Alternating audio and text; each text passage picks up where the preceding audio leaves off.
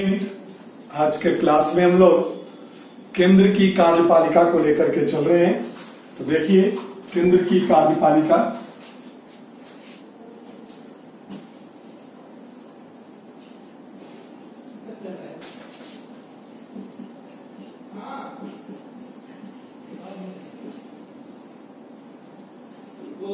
इस टॉपिक के कुछ बाइफर्केशंस हैं। पहला बाइफर्केशन है हमारे पास अंग। तो केंद्र के कार्यपालिका के कितने अंग, कितने मुख्य पदाधिकारी होते हैं। दूसरा हम लोग देंगे प्रमुख प्रावधान, इसके साथ साथ संबंधित कुछ अनुच्छेद होंगे। और तीसरा बाइफर्केशन हमारे पास होगा प्रमुख तथ्य। ये तीन मुख्य मुद्दों पर हम लोग लेकर के चलेंगे। फर्स्ट मुद्दा हमारे पास है, देखिए, अंग में राष्ट्रपति, ये कार्यपालिका प्रधान होते हैं। कार्यपालिका के सारे काम राष्ट्रपति के नाम से होते हैं। दूसरा हमारे पास है उपराष्ट्रपति,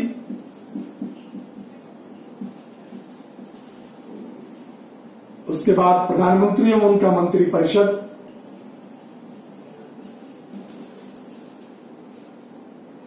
और देन महान्यायवादी।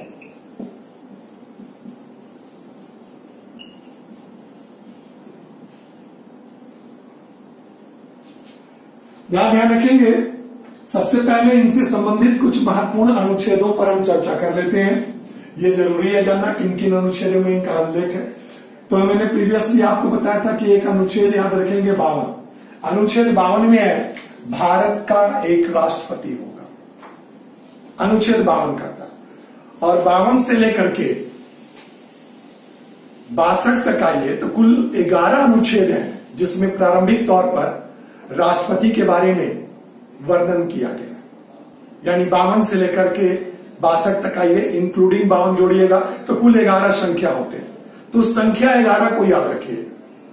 11 संख्या इसलिए मैं बोल रहा हूं याद रखने के लिए कि उसको जोड़ करके बाकी के जो ये अंग हैं, जो उपराष्ट्रपति, प्रधानमंत्री और महान्यायवादी, उनसे संबंधित अनुच्छेद आपको याद रखने की जरूरत नहीं है। केवल एक अनुच्छेद याद रखिए, अनुच्छेद 52, भारत का एक राष्ट्रपति होगा। ये सिंपल सा बात। अब देखिए, उसमें अगर हम 11 जोड़ते हैं तो ये संख्या आ जाता है 63। भारत का एक उपराष्ट्रपति होगा। फिर इस 63 में 11 जोड़िए तो 74 आएगा, जिसमें यह वर्णन किया गया है कि भारत के राष्ट्रपति के कार्यों के सहायता के लिए एक मंत्री परिषद होगा, जिसका अध्यक्ष प्रधानमंत्री होंगे। ये 74 में दिया गया। तो आपने देखा 52, 63, 74, ये लगातार आपने चला 11 जोड़ करके। 52 में 11 जोड़े तो उपराष्ट्रपति आए, उपराष्ट्रपति में 11 जोड़े तो प्रधानमंत्री आ गए। आप 11 को आपस में डिजिट सम करेंगे, यानी 1 और 1 जोड़ेंगे तो 2 होता है। तो 2 जोड़ दीजिए 74 में तो 76 हो जाएगा। महान्यायवादी, अटॉर्नी जनरल ऑफ इंडिया, ये केंद्र सरकार के वकील होते हैं। क्लियर हो रही बात। अब ये आपने देखा कि आपके पास मुख्य अंग कौन है, तो राष्ट्रपति है, उपराष्ट्रपति है, प्रधानमंत्री है, महान्यायवादी। तो प्रमुख प्रावधान क्या है? इस प्रमुख प्रावधान में हम इन अंगों को लेकर के चलेंगे और मुख्य तथ्य इससे रिलेटेड होंगे। तो राष्ट्रपति हम सबसे पहले उठाते हैं, भारत का एक राष्ट्रपति। क्लियर हो रही बात। तो राष्ट्रपति के संदर्भ में अगर हम आए तो सबसे पहले इनके परिचय की ओर चलते हैं। ठीक है, इनके परिचय में सारा 4 चीजें होंगी। देन इनका निर्वाचन होगा, इनके निर्वाचन से संबंधित तत्वों को लेकर के चलेंगे। देन इनके कार्य एवं शक्तियां होंगी कि राष्ट्रपति के कार्य एवं शक्तियां क्या हैं, इस तरह से लेकर के हम लोग चलेंगे। क्लियर हो रही है। और इन शक्तियों के बाद जो नेक्स्ट वन होगा हमारे पास, वो प्रमुख तत्व होगा जो राष्ट्रपति से रिलेटेड हम लोग चर्चा करते चलेंगे। तो परिचय क्या है? सबसे पहले हम लोग राष्ट्रपति के पद के परिचय की बात कर रहे हैं। तो पद का परिचय ये है कि राष्ट्रपति पद का नाम जो है वो लिया गया है अमेरिकी संविधान से, लेकिन उनकी संवैधानिक स्थिति जो है वो ब्रिटिश सम्राट की जैसे ही है, अर्थात नॉमिनल प्रधान है। मैंने कार्यपालिका में बताया था कि हमारे यहां संसदीय कार्यपालिका है, इसका चर्चा मैंने कार्यपालिका में भी आपके साथ किया था। तो भारत का एक राष्ट्रपति होगा जो प्रथम नागरिक होंगे, राष्ट्राध्यक्ष होंगे, कार्यपालिका का प्रधान होंगे, और वास्तविक प्रधान की बात किया जाए तो वो मंत्री परिषद होता है जिसका अध्यक्ष प्रधानमंत्री होता है। इनके निर्वाचन विधि से संबंधित कुछ बातें हैं जिसको हम आपके सामने क्लियर करते हैं, फिर प्रमुख तत्वों में, इनके कार्य और शक्तियों में, और वहां से बाइफरकेट करके चलते हैं। तो अगर हम निर्वाचन विधि को लेकर के चले तो इसे हम मिटाते हैं निर्वाचन विधि को जानने के लिए। तो उसे समझिए और जानिए कि निर्वाचन विधि हमारा क्या होता है। देखते चलिए। तो राष्ट्रपति के निर्वाचन के लिए एक इलेक्टोरल कॉलेज होता है, ठीक, निर्वाचक मंडल, जिसमें कौन कौन लोग होते हैं ये हम आपको बता रहे हैं। राष्ट्रपति के निर्वाचन में लोकसभा और राज्यसभा के सभी निर्वाचित सदस्य, अर्थात राज्यसभा के 12 नॉमिनेटेड सदस्य जो अनुच्छेद 80 के तहत राष्ट्रपति विभिन्न क्षेत्रों में ख्याति प्राप्त लोगों को नॉमिनेट करते हैं, उन्हें हटा दीजिए। यह नॉमिनेशन की प्रक्रिया आयरलैंड के संविधान से ली गई है। इसके अलावा लोकसभा में 2 एंग्लो इंडियन समुदाय के सदस्यों का मनोनयन राष्ट्रपति करते हैं, उनको हटा दीजिए। तो बाकी जो बच गए वो निर्वाचित सदस्य लोकसभा के हैं और राज्यसभा के निर्वाचित सदस्य। क्लियर हुआ ये बात? इसके अलावा समस्त राज्य विधानसभाओं के विधानसभा के सभी निर्वाचित सदस्य, वहां भी एक एक एंग्लो इंडियन समुदाय के सदस्यों का मनोनयन राष्ट्रपति करते हैं, सॉरी राज्यपाल करते हैं, उन्हें हटा दीजिए। तथा दिल्ली और पांडिचेरी विधानसभा, ये 2 केंद्र शासित प्रदेश है जिसके पास विधानसभा है, उनके निर्वाचित सदस्य निर्वाचक मंडल में भाग लेते हैं।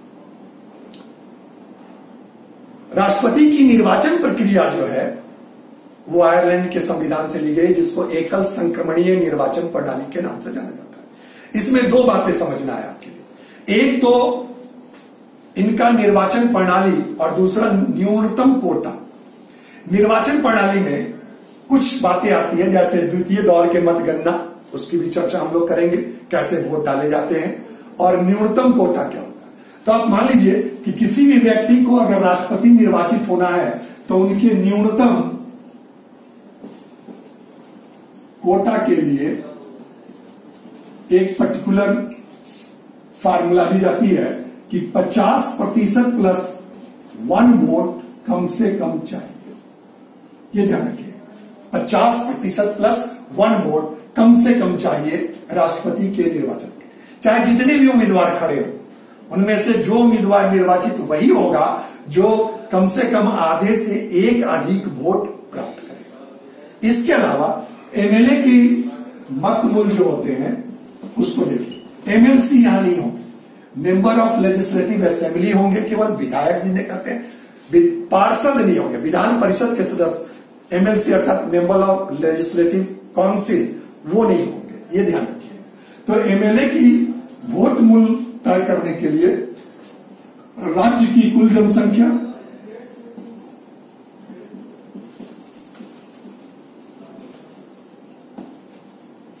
बटा राज्य के एमएलए की संख्या जितने भी हो, गुने 1/1000, ये फार्मूला है। अब किसी भी राज्य के एमएलए की जो वोट है उसका मत मूल्य जो है उस राज्य की जनसंख्या पर निर्भर करता है। एक एग्जाम्पल के लिए हम यूपी को लेते हैं। यूपी की जनसंख्या को अगर 16 करोड़ माने, फॉर एग्जाम्पल हम मांग रहे हैं, let us take an example, इकाई, दहाई, सैकड़ा, हजार, 10,000, लाख, 10 लाख, करोड़, 10 करोड़, और उसकी सीटें 403 है, उसे 400 अगर मान ले राउंड फिगर में, तो ये 1/1000 हो गया। अब इसे आप काटिए तो ये 400 मत मूल्य फॉर एग्जाम्पल। तो एक एमएलए के मत मूल्य कितना आ गया? 400, किसके? यूपी के मत मूल्य के बराबर। अब अगर इसी तरह से हम गोवा के मत मूल्य को ले लें, सपोज दैट उसकी जनसंख्या 16 लाख मानते हैं, इकाई, दहाई, सैकड़ा, हजार, 10,000, लाख, 10 लाख, बटा उसके 40 सीट है, गुने 1/1000 अगर हम ले लें जो फार्मूला में है, तो ये 3 कटेंगे, ये 1 कटेगा, तो बच गया कितना? मात्र 40। तो गोवा का एक एमएलए का मत मूल्य 40 है, यूपी के एमएलए का मत मूल्य 400। लेकिन यहां ध्यान रखिएगा, एमपी का जो मत मूल्य होता है वो सबों का बराबर होता है। चाहे वो मेंबर ऑफ पार्लियामेंट में राज्यसभा के हो या लोकसभा में। कैसे देखिए, तो एमएलए का कुल मत मूल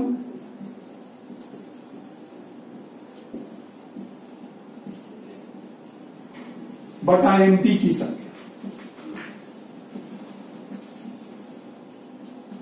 ये ध्यान रखिएगा। तो एमपी का मतमूल जो है वो बराबर है सबका। इस तरह से तो जो भी व्यक्ति निर्वाचित होगा उसके निर्वाचन के लिए कम से कम न्यूनतम कोटा कितना चाहिए, 50% प्लस 1। अब उस निर्वाचन में द्वितीय दौर की मतगणना क्या होती है उसे देखते चलिए। तो द्वितीय दौर की मतगणना जो है उसे ध्यान से देखिए क्या होती है। मान लीजिए 100 वोट कास्ट होने हैं, suppose that let us assume that कि 100 वोट कास्ट होने हैं, तो 100 वोट में कोई भी व्यक्ति जो राष्ट्रपति बनेगा वो निर्वाचित होगा तो उसको 51 वोट चाहिए। सपोज दैट जो मतदाता है अर्थात निर्वाचक मंडल के जो सदस्य हैं, जो मैंने बताया लोकसभा, राज्यसभा और समस्त विधानसभाओं के सभी निर्वाचित सदस्य, तो वो अगर डालते हैं सपोज दैट कि अगर 4 उम्मीदवार है ए बी सी डी मान ले, तो ये 4 उम्मीदवार जो है वो अपने 4 प्राथमिकताओं के हिसाब से वोट को तय करेंगे। ये 4 प्राथमिकता, प्रथम प्राथमिकता, द्वितीय प्राथमिकता, तृतीय प्राथमिकता, चतुर्थ प्राथमिकता। सपोज दैट किसी ने अपना पहला प्राथमिकता ए को दिया, दूसरा प्राथमिकता बी को, तीसरा सी को, चौथा डी को। यहां ध्यान रखिएगा, आप प्रथम प्राथमिकता जिसको दिए हैं फिर दूसरे को प्रथम प्राथमिकता नहीं दे सकते, द्वितीय तृतीय देना आपका विशेषाधिकार है। इस हिसाब से अगर वोट काउंटिंग हो, चूंकि इस बार याद होगा आपको कि रामनाथ कोविंद के इलेक्शन के समय आप लोगों ने एक चर्चा सुना होगा कि निर्वाचन आयोग ने एक स्पेशल इंक का व्यवस्था किया था मतदान कास्ट करने के लिए। तो वो इंक इसलिए इस्तेमाल होता है अपने प्रथम प्राथमिकता, द्वितीय तृतीय चतुर्थ प्राथमिकता को फोकस करने के लिए। तो सपोज दैट कि इसमें किसी को अगर 51% वोट मिले, 51 वोट मिल गया तो निर्वाचित हो गया। लेकिन अगर लेट अस अज्यूम एक सिचुएशन को हम एज्यूम करके चलते हैं कि ए को 35 वोट मिला, बी को 30 वोट मिला, सी को 20 वोट मिला और डी को 15 वोट मिला। ये 100 वोटों का बंटवारा हो गया, किसी को भी 51 वोट नहीं मिला। तो ऐसी स्थिति में प्रथम 2 जो नियरेस्ट राइवल है उनको रहने दिया जाता है और अंतिम 2 राइवल का जो 35 वोट है वो मर्ज कर दिया जाता है। ये संक्रमणीय पद्धति और मर्ज करके इन 35 मतदाताओं के मतपत्र को खोला जाता है फिर से और देखा जाता है कि इन 35 मतदाताओं ने जो सी और डी को अपना प्रथम प्राथमिकता दिया था वो द्वितीय प्राथमिकता ए और बी में से किसको जाती है। सपोज दैट इस 34 में से 14 जो है ए को दिए और 21 जो है वो बी के दिए, तो बी आ गया 51 पर और ए आ गया 49 पर। ये 51 वोट हासिल करते ही ये न्यूनतम कोटा प्राप्त कर लिए और द्वितीय दौर का मतगणना यही हुआ कि प्रथम दौर में अगर न्यूनतम कोटा किसी को नहीं मिला है तो द्वितीय प्राथमिकता के वोट पर तय किया जाता है। ऐसा एकमात्र पहली बार हुआ था बीवी गिरी के समय। बीवी गिरी वो राष्ट्रपति थे जो द्वितीय दौर के मतगणना में निर्वाचित हुए थे राष्ट्रपति। ये क्लियर हुआ। इसके बाद राष्ट्रपति के जो आपके 11 अनुच्छेद है वो मैं आपके सामने क्लियर कर देता हूं। वो 11 अनुच्छेद ध्यान रखेंगे। राष्ट्रपति के 11 अनुच्छेद में पहला 52 भारत का एक राष्ट्रपति होगा। 53 में ध्यान रखिएगा वो कार्यपालिका प्रधान होते हैं। 54 में आपके पास क्या उनका निर्वाचन होगा। 55 में उनकी निर्वाचन रीति एकल संक्रमणीय। 56 में उनकी पदावधि है यानी शपथ जो वो लेते हैं उस दिन से 5 साल तक रहेंगे। और ध्यान रखिएगा उनको शपथ जो है वो सर्वोच्च न्यायालय के मुख्य न्यायाधीश दिलाते हैं। क्लियर हो रही बात। अगर वो नहीं है तो उनके अनुपस्थिति में अन्य वरिष्ठतम न्यायाधीश होंगे। 57 में जो है उनका पुनर्निर्वाचन है। अब तक सिर्फ एक ही मात्र राष्ट्रपति हैं डॉक्टर राजेंद्र प्रसाद जो 2 बार निर्वाचित हुए हैं। ध्यान रखिए पहली बार उन्होंने संविधान सभा के अध्यक्ष के रूप में थे तो संविधान सभा के अध्यक्ष के रूप में 24 जनवरी 1950 ईस्वी को प्रस्ताव पारित करके उन्हें भारत का प्रथम मनोनीत राष्ट्रपति बनाया गया। और 52 में जो पहला चुनाव हुआ उस चुनाव के बाद जो आपका लोकसभा राज्यसभा का गठन हुआ तो वो पहला निर्वाचित राष्ट्रपति भी बने। तो 52 से लेकर के वो 62 तक 10 साल 2 टर्म और उसके पहले वो 2 साल मनोनीत राष्ट्रपति रहे। तो प्रथम मनोनीत प्रथम निर्वाचित डॉक्टर राजेंद्र प्रसाद। दूसरे जो थे वो सर्वपल्ली राधाकृष्णन थे, पहले दक्षिण भारतीय व्यक्ति जो भारत के राष्ट्रपति बने। तीसरे जो थे वो डॉक्टर जाकिर हुसैन, सबसे कम उम्र में राष्ट्रपति बनने वाली यही व्यक्ति है 8%। लेकिन ये पद पर रहते हुए मर गए, इनकी मृत्यु हो गई। नतीजा ये हुआ कि भारत के पहले कार्यवाहक राष्ट्रपति उस समय तत्कालीन उपराष्ट्रपति बीबी गिरी थे, वो कार्यवाहक राष्ट्रपति बने। लेकिन बीबी गिरी ने अपने आप को नॉमिनेट कर दिए राष्ट्रपति के उम्मीदवार के रूप में, तो उन्हें उपराष्ट्रपति पद से इस्तीफा देना पड़ा। नतीजा यह हुआ कि राष्ट्रपति और उपराष्ट्रपति दोनों पद खाली हो गए। तो ऐसी स्थिति में पहली बार मोहम्मद हिदायतुल्लाह, जो उस समय तत्कालीन सुप्रीम कोर्ट के मुख्य न्यायाधीश थे, वो कार्यवाहक राष्ट्रपति बने। यानी पहले मुख्य न्यायाधीश जो कार्यवाहक राष्ट्रपति बने वो मोहम्मद हिदायतुल्लाह थे, पहली बार ऐसा। उसके बाद बीबी गिरी इलेक्शन में आए। उसी इलेक्शन में बीबी गिरी के खिलाफ जो थे वो कांग्रेस समर्थित उम्मीदवार नीलम संजीवा रेड्डी थे।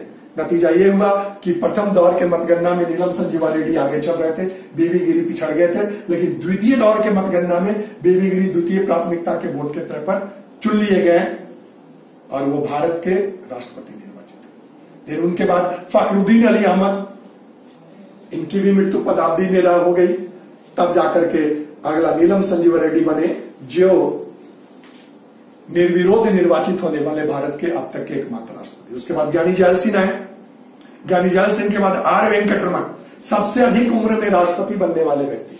आर वेंकटरमन के बाद शंकर दयाल शर्मा, शंकर दयाल शर्मा के बाद के आर नारायणन। के आर नारायणन के बारे में याद रखिएगा, भारत के पहले दलित राष्ट्रपति है के आर नारायणन बने। के आर नारायणन के बाद हमारे सर्वप्रिय एपीजे अब्दुल कलाम, जिन्हें पीपुल्स प्रेसिडेंट के नाम से जाना जाता है, वो राष्ट्रपति बने। पहले गैर राजनीतिक व्यक्ति, पहले वैज्ञानिक व्यक्ति जो भारत के राष्ट्रपति बने, people's president doctor APJ Abdul Kalam, doctor Kalam sir. उसके बाद प्रतिभा देवी सिंह पाटिल, भारत की पहली महिला राष्ट्रपति। हालांकि पहली महिला राष्ट्रपति उम्मीदवार की बात किया जाए तो मनोहर भाई होलकर, उसके बाद फरचरण कौर, फिर उसके बाद डॉक्टर लक्ष्मी सागर जो एपीजे अब्दुल कलाम के खिलाफ खड़ी हुई थी, लेफ्ट उम्मीदवार थी। और चौथी महिला उम्मीदवार प्रतिभा देवी सिंह पाटिल, जो जाकर के राष्ट्रपति बनी। उसके बाद प्रणब मुखर्जी और एट प्रेजेंट जो है वो रामनाथ कोविंद, इनके खिलाफ मीरा कुमार खड़ी हुई थी, कांग्रेस उम्मीदवार। रामनाथ कोविंद निर्वाचित हुए भारत के एट प्रेजेंट जो है वो राष्ट्रपति। तो ये राष्ट्रपति 57 अनुच्छेद में आपने देखा कि पुनर्निर्वाचन से संबंधित कुछ बातें। 58 में निर्वाचन के लिए योग्यताएं हैं, यानी कम से कम 35 वर्ष का उम्र हो, इसके अलावा लोकसभा का सदस्य निर्वाचित होने की योग्यता रखते हो, ठीक है, भारत के नागरिक हो। इसके बाद 59 में शर्तें हैं कि कोई लाभ के पद पर ना हो, वो भारतीय मूलवंशी होने चाहिए। 60 में उनकी शपथ है, शपथ उन्हें सुप्रीम कोर्ट के मुख्य न्यायाधीश दिलाते हैं। अगर वो अनुपस्थित है तो उनके जगह वरिष्ठतम न्यायाधीश शपथ दिलाते हैं। 61 में उन्हें समय से पूर्व हटाने की प्रक्रिया महाभियोग की चर्चा की गई है। और 62 में उनकी आकस्मिक रिक्ति की बात की गई है कि अगर उनका पद रिक्त हो जाए तो वो, ये आपके कुछ राष्ट्रपति से संबंधित तथ्य हैं। नेक्स्ट क्लासेस में जो हम आप लोग के सामने लेकर के आएंगे, इन प्रावधानों को लेकर के चलेंगे, जिसमें राष्ट्रपति के कार्य, शक्तियां, उपराष्ट्रपति, प्रधानमंत्री और महान्यायवादी से संबंधित तथ्य होगा। ठीक, ये आपके केंद्र की कार्यपालिका राष्ट्रपति से संबंधित कुछ बातें। Okay, thank you very much. अगर ये वीडियो आपको अच्छा लगा हो, बेहतर अनुभव किया हो, तो काइंडली इसे सब्सक्राइब कीजिएगा। आपका सब्सक्रिप्शन हमें मनोबल देगा ताकि यूट्यूब हमें अधिक सुविधाएं दे सके। और साथ ही साथ लाइक कर दीजिएगा, जो भी कमेंट्स है वो कीजिएगा, उसका जवाब आप लोग को दिया जाएगा। Thank you very much.